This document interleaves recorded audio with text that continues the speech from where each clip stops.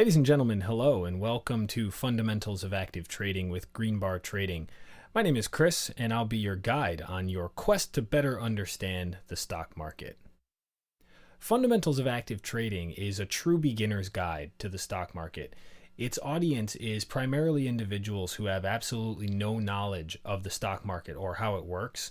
So in this course, you're going to learn only practical material that you can act upon immediately. The course covers only the essentials, including what a stock is, how the stock market works, how to open a brokerage account and place your first trade, trading fees, and some basic tools that can be used to identify stocks that are worth trading. So upon completion of the course, you should be able to take what you've learned, open an account, confidently place your first trade, and with a little bit of luck, book your first profits from the stock market. So all that said, let's get started. So what exactly is a stock? Well, if you think of a corporation like a pie, then you can think of one share of stock like a single slice of the pie. So when you buy a share of stock, you're buying a small piece of the corporate pie. Now, as you'd probably expect, when everyone wants to buy a slice of the pie, an individual slice will become very expensive. On the other hand, if no one wants a piece of the pie, you'd be able to buy a slice for next to nothing. So in real terms, owning a share of the company simply means that you have a claim on a portion of that company's assets, like the buildings and equipment that they own, their inventory of products, the cash in their bank accounts, and any future earnings that the company might produce. At the same time, your ownership also means that you're responsible for a portion of the company's debts, expenses, and any future liabilities that they might accrue. Finally, when you buy stock in a company, you pay for it per slice or per share. So if you want to make a $5,000 investment in a company and the company's stock costs $5 per share, you would buy 1,000 shares. If the value of one share of the company's stock then increases to $6, the value of your $5,000 investment will increase to $6,000. And so this is how money is made and lost in the stock market. So it's pretty simple. Now, you might be asking yourself why a company would ever have any interest in selling a portion of their assets and earnings. Or in other words, why would a company even want to issue stock? Well, the answer is actually quite simple. So if you imagine that you wanted to buy a new car, if you didn't have all the money you needed to buy it, you might go to a bank and get a loan. And the bank would give you the money that you needed to buy the car and set up a payment plan with terms under which you would agree to pay the bank back. Now, most of the time, you're going to pay interest on a loan like this, and this is known as debt financing. Companies also need money to function. They need to buy equipment, they need to pay for licenses to sell their products, they need to spend money on research and development. They have all kinds of other expenses. So just like you would go to a bank and take out a loan to buy a new car, a company can go to a bank and get a loan to cover its expenses as it grows. And just like you, the company will pay interest on that loan. But what if, instead of going to the bank, you were able to convince all of your family and friends to pay for a small piece of your car, and in exchange, you wouldn't pay them any interest, but you'd agree to take them for a ride now and then, or maybe even let them borrow the car when they needed it? This is known as equity financing, and in a way, equity financing is free because a company won't pay any interest to an investor who buys a share of its stock. Instead, if a company has a good idea or a strong product or a proven track record, they might be able to convince the public to give them the money they need that will be used to fund growth. And in return, they'll offer the promise that the money that the investor gave them will be paid back via the growth of the company's earnings, the value of their assets, or through special payments called dividends. And the idea is that if the money is used wisely, then the value of the company will grow, and thus so will the value of the share that the investors own. Now, of course, since there's no guarantee that the company will make money in the future, and also no guarantee that they'll use the money given to them wisely, all investors take on the risk of losing some or all of the money that they've invested. So now we know what a stock is, and we know why a company might want to sell stock, and that brings us to our next question. How does a company actually go about doing this? And the answer is they use the stock market. Think of the stock market like an auction. It's like eBay for buying and selling shares of stock. When a company wants to go public, or in other words, they want to raise money from the public by selling stock, they'll go through a process called an initial public offering, or an IPO. Now, this is a long and complicated process that involves many factors, and the details of how an IPO actually works are beyond the scope of the discussion for this class. But what you need to know is that ultimately, the company will arrive at a price that it believes is fair for one share of its stock, and by pricing the stock this way, they hope to be able to raise a certain amount of money. Once the company tells the public how much one share will cost, it's up to the buyers and sellers in the market to determine whether or not they agree. And this process of perpetually deciding how much a company is worth on a per share basis is the lifeblood of the stock market. People who want to buy the stock can place bids to buy at prices that they believe are fair. And people who already own the stock can place offers to sell at prices that they believe are fair. And when a buyer and seller agree on a price, then a trade is made and the shares change hands. So, for the purposes of understanding how the stock market itself works, at least for trading shares of stock, it's simple if you look at it as a big auction filled with buyers and sellers who are constantly trying to reach an agreement on what the value of the company should be. So, quick checkup. A stock represents ownership in a corporation, and owning a share of a company's stock means that you own part of that company's assets but are also responsible for part of their liabilities. We learned that companies issue stock in order to raise money from the public, and that money is used to fund the growth of the company. We discussed that a company decides on a price for their stock with an initial public offering or an IPO, and then begins selling the stock on the public stock market, and that within the stock market, buyers and sellers cause the price of the company's stock to fluctuate as opinions and the company itself changes. And finally, it should be obvious at this point that money is earned or lost based on the prices that you, the trader, decide to buy and sell. Now, at this point, you should have a fairly solid understanding of what a stock is, why companies issue stock, and how stocks are traded in the market. Well, that's all great, but one of the things that often stops new traders from getting involved in the market is that they simply don't know how to practically put this information to good use. So let's answer the question, how can I actually trade for myself in the stock market? If I believe that the value of company X is going to increase, how can I personally go and buy shares of company X, and then once I own them, how can I sell them for a profit after the price increases? We're going to dig into the nitty-gritty details of this in just a few minutes, but before we do that, let's just make sure we understand the basics. In order to trade in the market for yourself, you're going to need a few specific things. First, you're going to need a brokerage account, and a brokerage account is just a bank account that gives you the special ability to buy and sell shares of stock. So when you want to buy or sell shares of Apple or Google or any other company, you'll send your order to buy or sell to your broker through their website or mobile app. Now, there are lots of brokers, but some of the most well-known and the ones that I would personally recommend for newer traders are Scottrade, E-Trade, and Ameritrade. And these brokers are great for people who are just getting started, as they have lots of support for new traders and their websites are very straightforward and easy to use. Now, in the past, when you wanted to make a trade in the stock market, you would need to call your broker and place your order over the phone. But with the advent of electronic trading, while you can still call and place your order over the phone if you want to, orders can be placed quickly and easily over the internet, and this is how 99% of your orders to buy or sell will be placed. Once you've opened your brokerage account, you'll need to deposit some money into it. And you can do this with a check or by linking your account to a checking or savings account and depositing via ACH, or another method depending on the broker that you choose.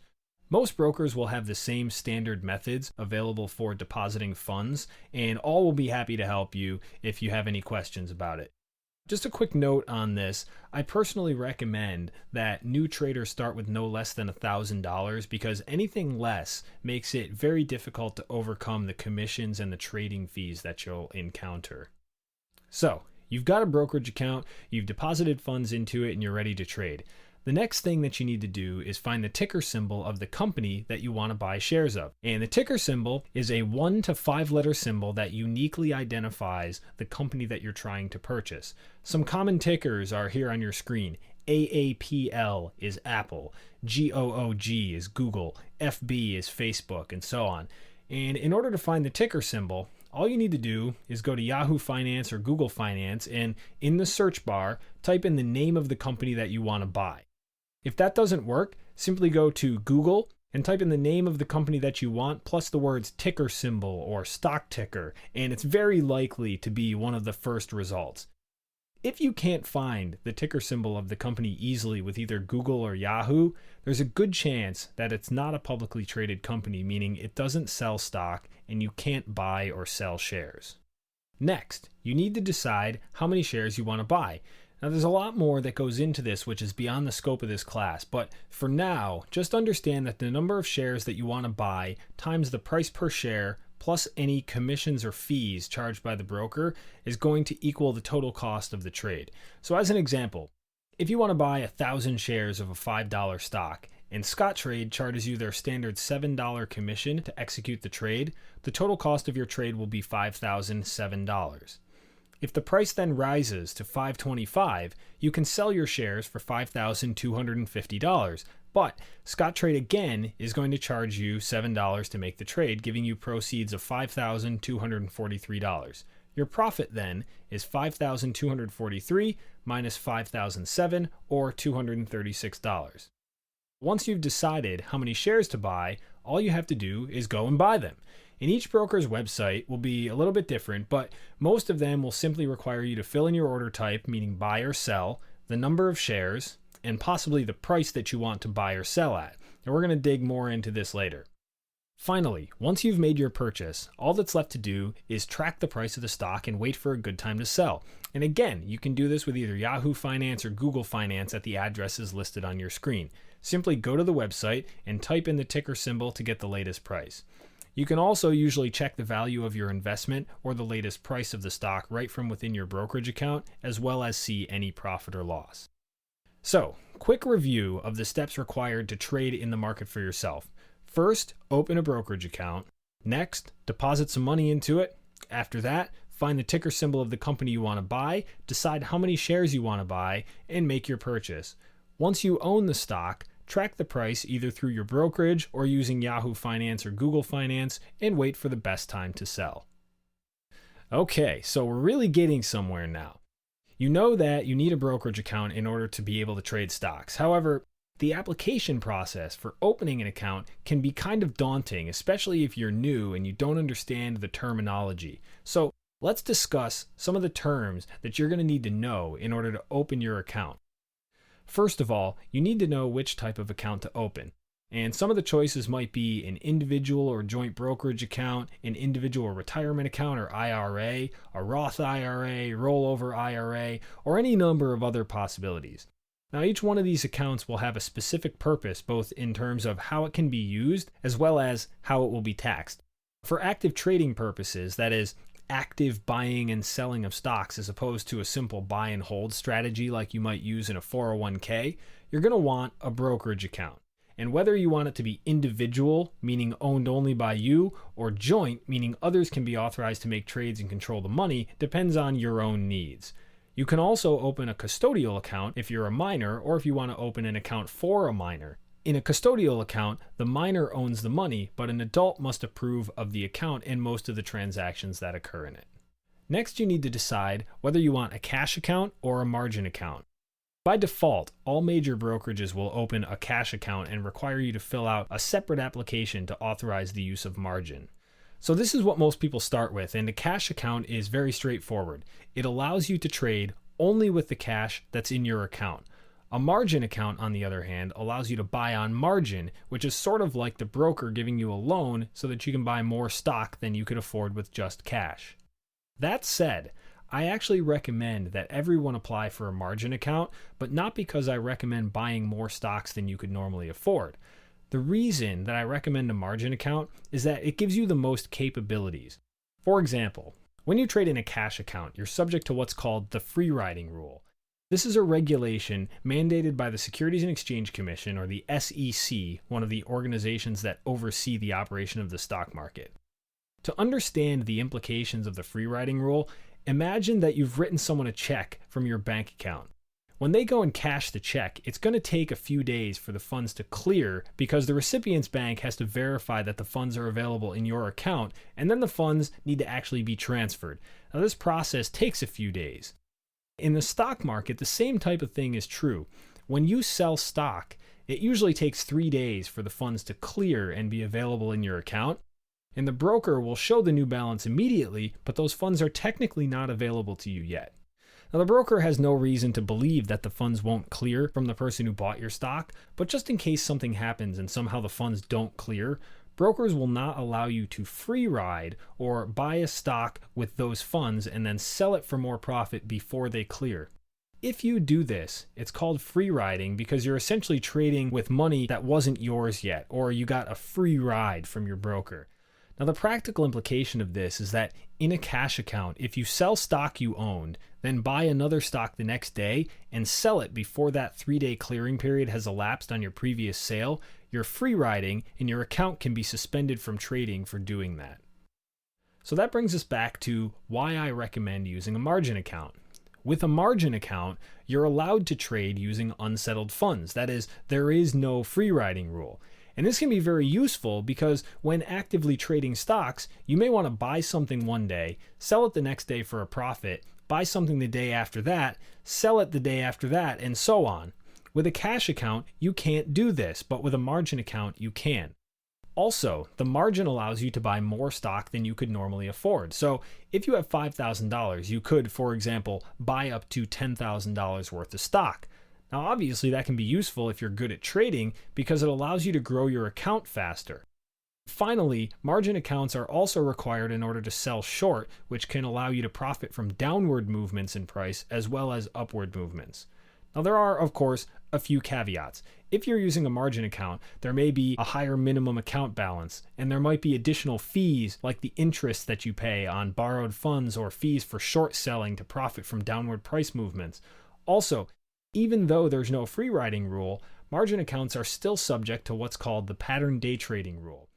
If you buy and sell a stock the same day, that's considered a single day trade. The pattern day trading rule says that if you do this more than 3 times in a 5 business day period, you'll be flagged as a pattern day trader and required to deposit and maintain a minimum of $25,000 in your account at all times. If you try to day trade without maintaining that $25,000, your account can be suspended from trading, just like with the free riding rule. So there are a couple of caveats to using a margin account, but I still recommend that everyone do it, even if you don't intend to use margin right away, because it gives you the ability to trade with unsettled funds and also gives you the ability to profit from both upward and downward movements in price. We'll get into short selling a little bit later, but first let's quickly review this information. When you open your account, you want to open an individual, joint, or custodial brokerage account depending on your needs.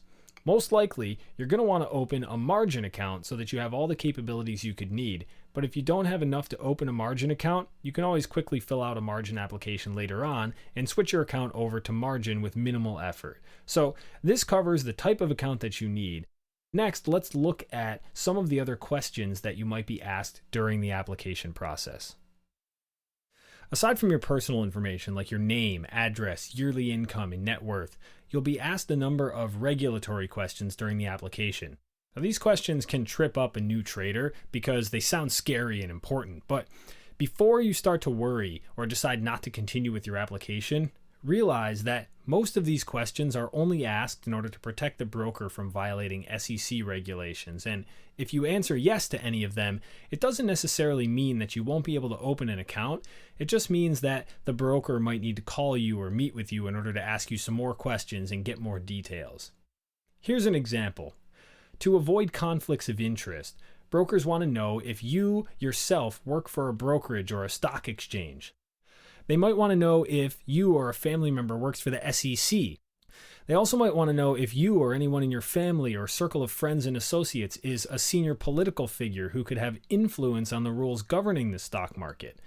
The broker wants to know if you are the CEO or CFO or another officer or someone who holds a large stake or has a strong financial or political interest in a company that trades publicly in the stock market.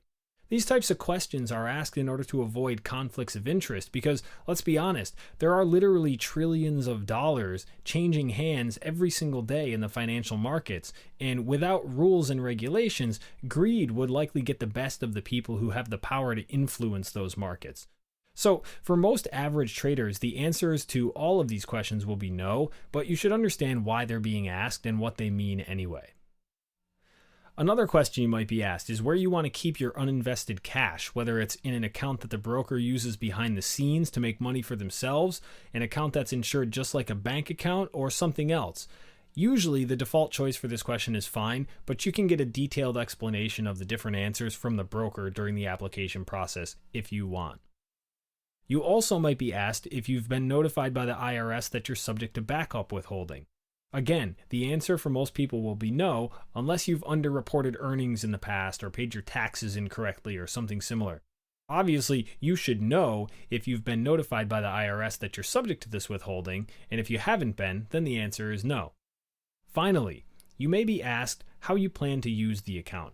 The broker might be interested in knowing how much experience you have, or how many trades per week or per month you plan to make, and whether you plan to invest, preserve capital, speculate, or something else. This is completely up to you, and it's up to the broker whether or not this triggers more questions. So, these are some of the questions that you'll be asked when you open a brokerage account. And as you can see, most of them are fairly simple and nothing to be intimidated by. Simply answer the questions and contact the broker if anything is unclear or you need help. One last thing to note before we move on. Most brokerages will require a credit check in order to open an account. This doesn't necessarily mean that you can't trade if you have bad credit, but it's good to know in case you're in the process of buying a home or making another large purchase and you don't want extra inquiries on your credit report that could affect your ability to get a mortgage or a loan. Okay, so let's do another quick review of what we've learned in the past few minutes and then we'll move forward. To actively trade in the markets, you'll need to open a brokerage account and deposit some money into it. You learned how the buying and selling process works, how to find ticker symbols, how to calculate the cost of the trade, and how to track prices. We covered the differences between cash accounts and margin accounts and looked at the two rules that affect them. And finally, you should now know which type of account you need, most of the questions you'll be asked when you open it, and how to answer them. So far, we've covered what a stock is and how the market itself works, and you know that you need to open a brokerage account and put some money in it in order to trade the markets, but that still leaves a lot of unanswered questions for a brand new trader. You need to know how to actually pick a broker and what to consider when making this decision. So let's take a look at some of the choices that you have and some of the things that will affect your choice.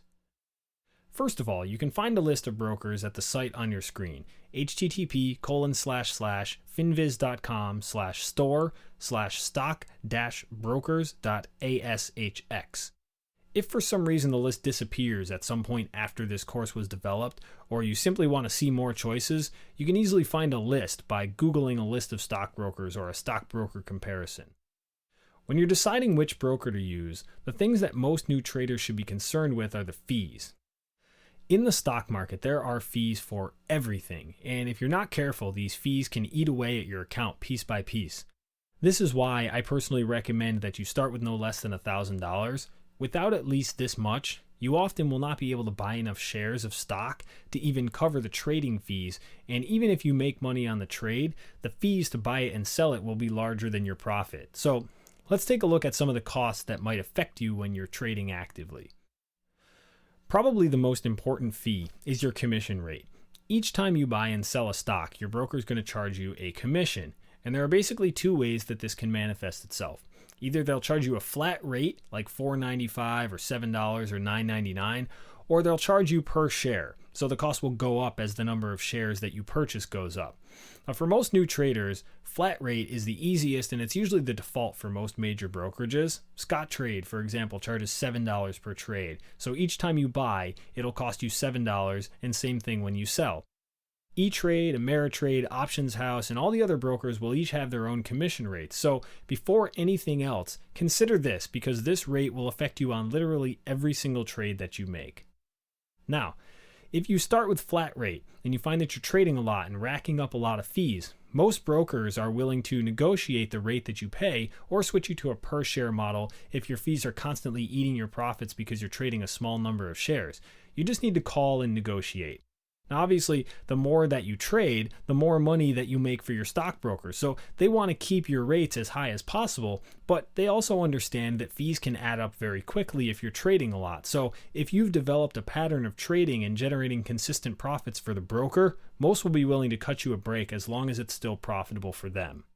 Most major retail brokers like Ameritrade, E-Trade, Scottrade, and the names you hear every day will have their standard fees baked right into their commission, so you often don't need to worry about anything extra. However, you should always check out the full list of possible fees on the company's website, because depending on the broker, there may be account maintenance or inactivity fees if you don't trade. There may be fees for moving money into and or out of the account, fees for software, data access, margin use, and many others.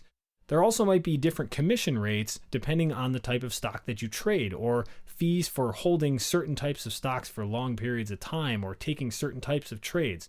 All these things can affect your trading results, so it's important to understand them before you get too wild and trade too much.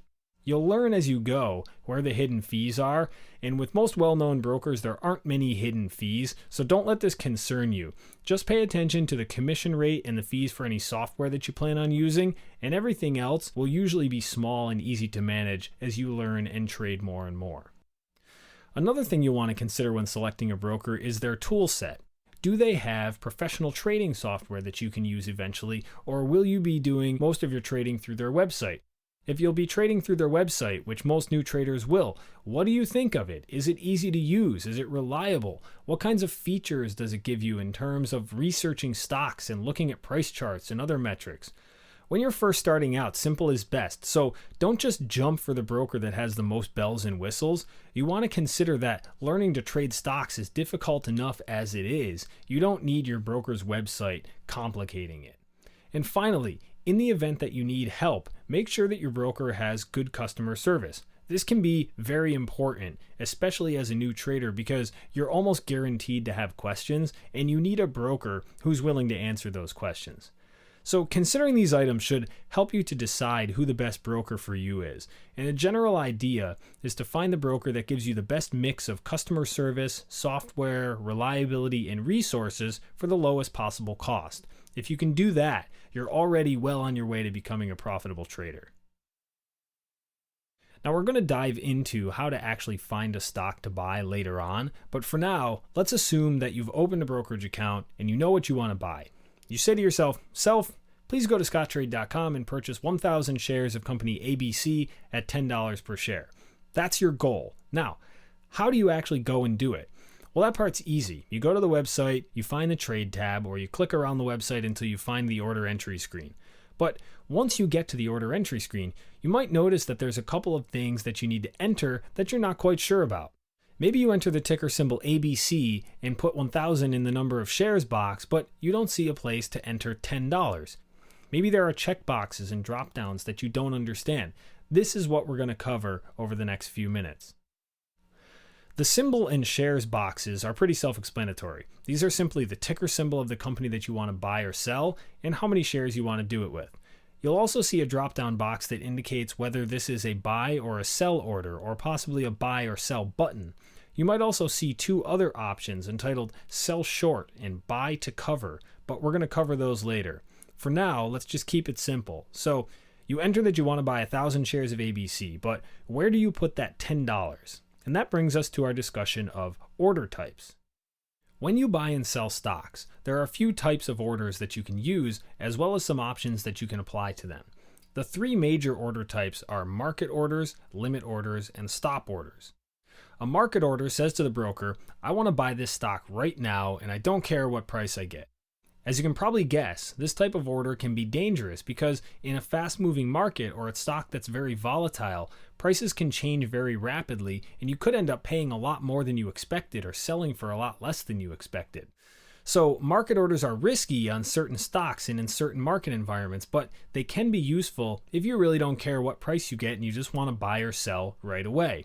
Market orders guarantee execution, but not price. On the other hand, if you're like most people, you do care what price you pay for the things you buy. In this case, you can use what's called a limit order. Now in our example, selecting limit for the order type when placing your order will enable another option, the limit price. This is where you enter the $10 that you want to pay for company ABC. And now, when you submit the order, it will only execute if someone wants to sell to you at $10 per share or lower. If it were a sell limit, then it would only execute if someone wanted to buy from you at $10 per share or higher. So limit orders guarantee price, but not execution. So when you decide whether to use a market order or a limit order, you need to decide whether it's more important to be in or out of the stock right away, regardless of the price, or if price is more important and you want to guarantee that price even if it means that your order may never be executed. Most active traders use limit orders primarily because usually price is what matters, but there are times when market orders can be useful as well. My recommendation is, if in doubt, use a limit order. It's usually better to risk missing the trade than it is to risk getting a terrible price by using a market order. The last major order type is called a stop order. A stop order is used to automatically execute a market or limit order once a certain price is reached. Most often, this is used to protect a trader from a loss using what's called a stop loss. If you own a stock and you send a sell stop, also known as a stop loss, you'll be asked to input a stop price. When the stock reaches that price, a market order to sell is sent. If you send a sell stop limit, as you can probably guess, you'll be asked to input both a stop price and a limit price, and when the stop price is hit, a limit order to sell at the limit price or better will be sent. Now, you might think that you should use a stop limit to protect yourself from the price slipping when the stop price is hit, but this is actually the only case in which you should almost always use a market order. And the reason is simple. If you're cutting the trade off for a loss, you just need to be out. You can't afford to be picky about which price you get and risk the order never filling because the stock could just keep going down. So I always recommend using stop market orders when cutting a trade off for a loss. And a stop limit order is really only useful when you're using a stop to automatically enter a trade and you want to protect yourself from getting a bad price on the entry. In a typical scenario, our example to buy ABC at $10 per share, for example, you'd probably send a limit order to buy at $10 per share or better, and if your order is filled, set a stop loss to sell it if the price hits $9.75, for example. Then, either simultaneously or separately, you could set a limit order to sell at $10.50 or better if the price gets there. Maybe you want to buy 1,000 shares at $10, sell 500 shares at $10.50, and the other 500 at $11, or if the price hits $9.75, stop out of the entire 1,000 shares for a loss. And this is how most of your trades will work. You'll buy with a limit order, set a stop loss to sell for a loss in case it goes against you, and set sell limits above the current price to scale out of your position piece by piece. And remember, for each order, you'll be charged a commission, so you need to account for that cost when determining your price targets and stop losses. So now that you understand the three major order types, market orders, limit orders, and stop orders, it's useful to understand the options that can be applied to them. For example, each order will have a duration. Since a limit order might not execute right away, the broker needs to know how long they should keep trying to fill the order. Some examples might be just for the rest of the day, for the rest of the day plus the after hours session, until you cancel the order or until a specified date. GTC on your screen indicates good till canceled, and GTD indicates good till date. The plus sign after the duration indicates whether or not the order will stay live and possibly execute between 4 p.m. and 8 p.m., the after hours session. Usually using day or good till canceled is fine. In this way, the order will either terminate when it fills at the end of the trading day or 4 p.m. or whenever you decide to cancel it. You can also set orders to send right at the market open at 9:30 or right at the market close at 4 p.m. using a market on open, market on close, limit on open, or limit on close order. These order types are not very useful as a brand new trader, so again, keep it simple. Stick with using limit orders to buy and sell and market orders for stop losses. You can worry about combining order types and more complicated orders like one cancels other and conditional orders and bracket orders later on after you've mastered the basics and you have a need for them. Finally, each order you send gives you the option to send it as all or none or fill or kill. All or none means that the order must be executed in its entirety or not at all. For example, if you wanted to buy 1,000 shares of ABC at $10 per share, the order would only execute if the entire 1,000 shares can be bought in a single block. Otherwise, it's possible that your order might only be partially filled because the market only wants to sell 300 or 500 shares at $10. Now, most of the time that's fine, but there are certain times where you might only want to buy if you can get the full position in a single shot. Fill or kill is similar to all or none, except it adds a time factor as well. A fill or kill order must be executed in its entirety within a few seconds in a single block, or the entire order is canceled. So you should now have a pretty solid understanding of the different types of orders and how they can be used. And in general, you're probably going to use the simplistic orders like buy limits, sell limits, stop losses, good till canceled, and so on. But as you trade more and more, you might find uses for the more complicated order types like conditional orders and orders that can be bracketed together. These orders are useful in very specific circumstances, but not for most of the trades that you'll make. At this point, we've covered most of the information you'll need in order to set up a brokerage account and make your first trade. But if you're new, you'll most likely still need a bit of guidance regarding how to pick your first stock. After all, there are thousands of publicly traded companies, so how do you decide which one you want to trade? Well, the first thing to understand when picking stocks is that there are two main ways to make money on a trade. The first way is called a long trade. Now, this doesn't mean that you're going to hold it for a long time, though you might. What it means is that you plan to buy the stock at a low price and sell it at a higher price. So if you own a stock and you're hoping that it goes up so you can sell it for more than you paid for it, you are long that stock. The other way to make money on a trade is with a short trade or selling short. When you short a stock, you borrow shares from your broker to sell, and when the price drops, you can buy the shares back for less money and return them to your broker, keeping the profit. So when you're short a stock, you're hoping that you can buy it in the future for less than you've just sold it for. Now, you might remember those two extra order types from our last discussion called sell short and buy to cover. These are what you'll use if you want to short a stock because you think the price will fall. Remember also from our discussion of fees and account types that shorting stocks may incur additional fees, and also it requires you to have a margin account. Additionally, your broker needs to have shares to let you borrow, so you may not always be able to short, but you can always go long as you have enough money to buy. So now that you realize that you can profit from both upward and downward price movements, the sky's the limit. You can make money in almost any market environment by playing both longs and shorts. And the next thing you need to realize when deciding which stock you want to trade is that there are millions of ways to decide, and there isn't always a black and white answer. A lot of it simply comes down to what you believe. There are a couple philosophies that can help you decide though, and those philosophies are technical and fundamental analysis. In technical analysis, traders use charts, lines, graphs, and mathematical indicators to try to find patterns in the stock price history that will repeat themselves. For example, you might look at the chart of a stock's price and notice that every time it hits $20 per share, it tends to stop going up and turns around. This might indicate that there's strong selling pressure at $20. You could use this information to predict that if the price goes above $20 after being stuck below it for a long period of time, you may get a rapid upward price movement. You could also decide that you're going to join the sellers at $20 and short the stock there, anticipating that when it hits $20, it'll go back down and you can profit from that downward movement in price. Now, there are all kinds of technical analysis patterns, and traders will look at many different stock characteristics like how many shares they trade on an average day, what their average price has been over the last several months, and so on. And the idea is simply to find a pattern in the price that will accurately predict where it might go in the future. Fundamental analysis is a bit different. Under this philosophy, traders look at fundamental characteristics of the company they're interested in, like how much cash they have, their net income, their management, their financial statements, upcoming news, and countless other things. The idea is to somehow calculate the real value of the company in terms of price per share and find a company that's trading for less than what it's really worth.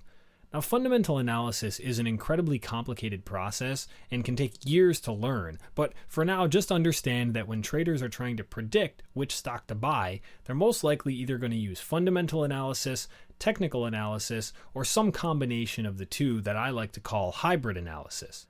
So now you know that you either want to go long or short, and you know that you need to do some research and start learning about technical and fundamental analysis. So the next thing to do is start narrowing down your list of ideas. And the easiest way to do this is to start with simple things like price, sector, and industry. For example, you might only have enough money to trade stocks that cost less than $10 per share, or maybe you work in the biotechnology or medical industry, so you understand it well and you decide that you only want to trade biotech companies. This is one of the easiest ways to start narrowing down your list of ideas. Trade what you understand and what you believe in. If you believe solar energy or electric cars will take off in the future, look at companies that are involved in this technology, whether it's producing it, researching it, selling products that producers of the technology can use to advance their progress, or whatever the case might be. Your goal right now is just to get a general idea of where you want to start. Also, remember that because you're going to be actively trading these companies, you might not need to worry about fundamentals as much unless you plan to hold for a long period of time. Trading is different from investing because often the goal is just to buy a stock, hold it for a few days to profit from a quick price movement, and then sell it. Because of this, you need to remember that you don't necessarily need to pick a company that has some brand new technology that you believe is going to be the next Apple, Google, or Microsoft. Many new traders get hung up on this step because there are simply so many companies, they think that their chances of picking the one that they'll be able to make money on are very slim.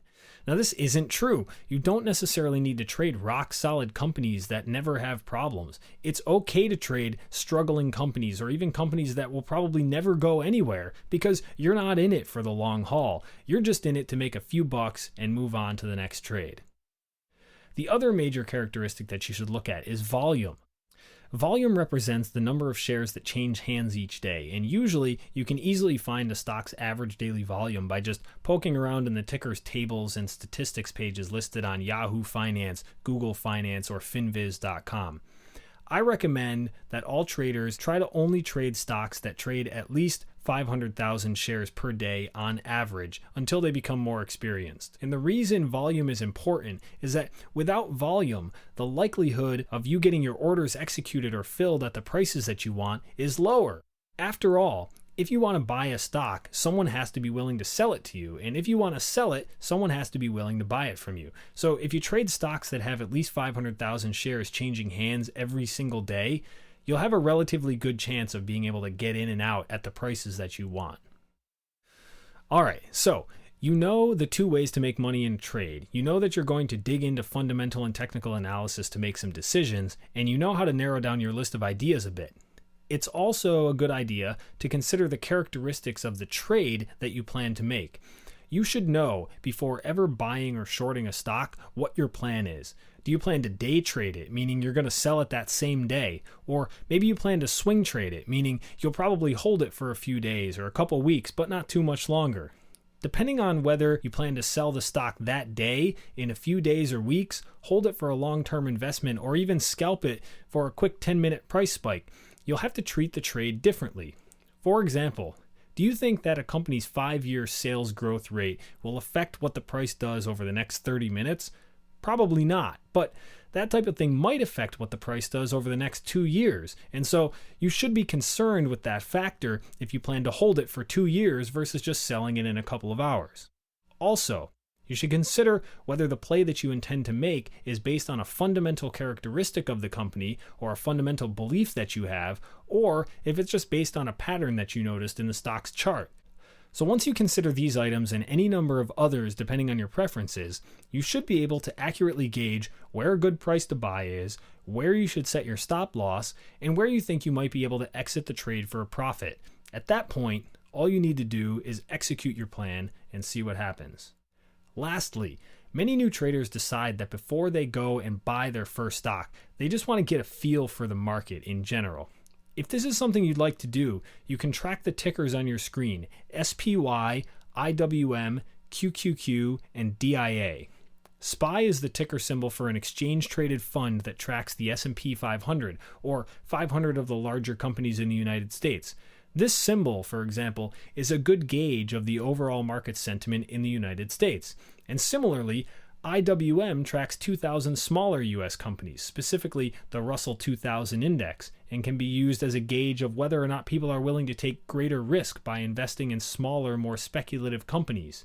QQQ tracks the NASDAQ 100, a group of 100 companies mostly in the technology sector, and DIA tracks the Dow Jones Industrial Average, which represents 30 very significant companies like Walmart, General Electric, Boeing, Home Depot, and so on.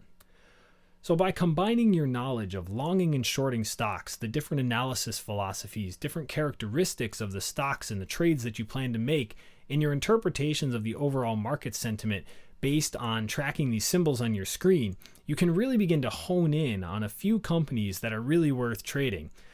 Active traders typically need to follow the ebbs and flows of the overall market. So when the market's strong, they tend to trade more, and when the market is weak, they tend to pull back, shrink their position sizes, and trade less risky stocks. So the ability to gauge how much risk you should take, what you should trade, and how long you should hold it before either giving up on it or taking profits will come with time and experience, but this fundamental knowledge should start you off on the right foot. Always remember, keep it simple and don't overcomplicate your trades. Either price will go up or it will go down. All you can really control is where you buy and sell. So let's do another quick recap. In the last few minutes, we've learned how to find a list of brokers to choose from using FinViz or Google, and how to pick the best broker for your needs based on their fees, customer service, available tools, and reliability. You also learned the major order types like market orders, limit orders, and stops, and how to combine them with various options in order to make sure that you always get in and out at the price that you want. We discussed how you can profit from any movement in price, either up or down, based on whether you decide to go long or go short on your trade. And finally, we talked about how you can combine longing, shorting, the different analysis philosophies and stock characteristics, and general market sentiment to narrow down your list of ideas and pick the best trades. The most important thing when it comes to stock picking is to keep it simple and always remember that price can only ever go up or down from where you entered. All you can control is where you buy and sell. All right, it's been a long road so far, but we're almost done. The last piece of the puzzle for many new traders is finding the tools that allow them to do the research that they need while continuing to learn as they advance their skills. Now, obviously, there are thousands of tools out there, but as a new trader, it's best to keep things simple and only add additional tools as you need them. Aside from the obvious need to open a brokerage account, most of what you need in order to trade profitably can be accessed using only the tools listed on your screen right now. You can use finviz.com, for example, to find stock characteristics like average volume, price, industry, sector, and so on. Google Finance and Yahoo Finance can be used to track the prices of the stocks that you're trading or planning to trade. If you want to look at a stock's price chart to do technical analysis, freestockcharts.com is a great and free resource that offers fantastic charting for new traders. As you become more skilled as a trader, you can use things like stockfetcher.com and other scanners and screeners to write scans that will look for specific price patterns or stocks with certain characteristics. And if you're the type of person that doesn't like to dive right in, there are even tools like Thinkorswim from TD Ameritrade and wallstreetsurvivor.com, which will allow you to make trades with fake money so that you can test your skills and ideas before putting real money on the line. Chartgame.com is another great little tool that allows you to test your skills using historical charts and can give you an idea of whether or not you're on the right track. Additionally, with the advent of social media and community-driven sites like Facebook, Twitter, and Reddit, it's become increasingly easy to interact with other traders and investors in real time and chat with them about their strategies. So you can use these tools to your advantage during the learning process and really speed up your results.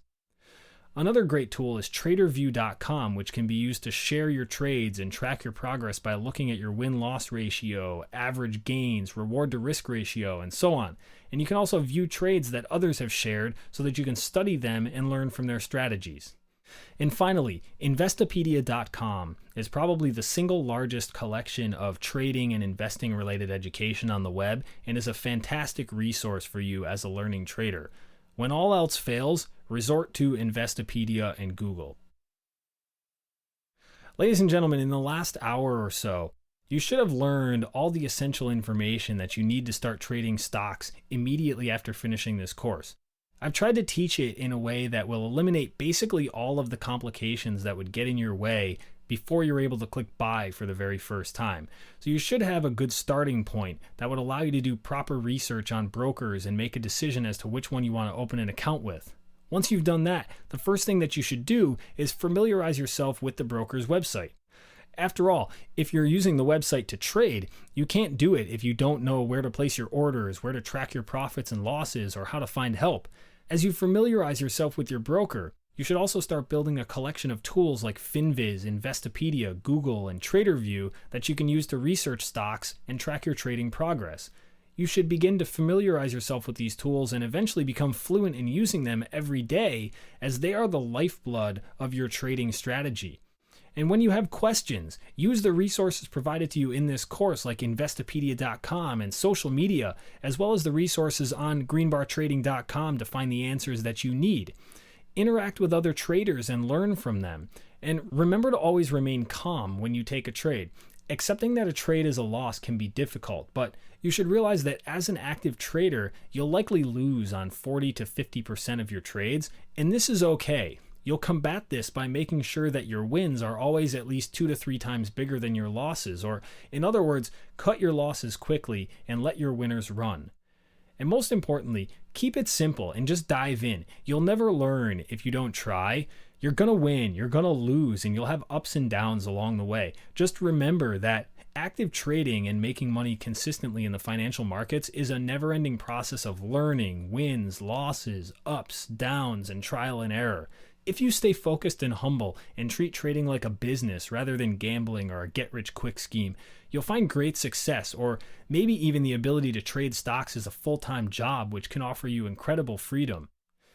If you have any additional questions after taking this course, or you'd like information about other resources that are available through Greenbar Trading, like hiring me as your personal mentor or other courses like this one, just send an email to info@greenbartrading.com or visit the Greenbar Trading website. Ladies and gentlemen, I want to thank everyone for taking this course. I really hope that it gives you the tools that you need to get started, and I wish you all the best of luck in your trading.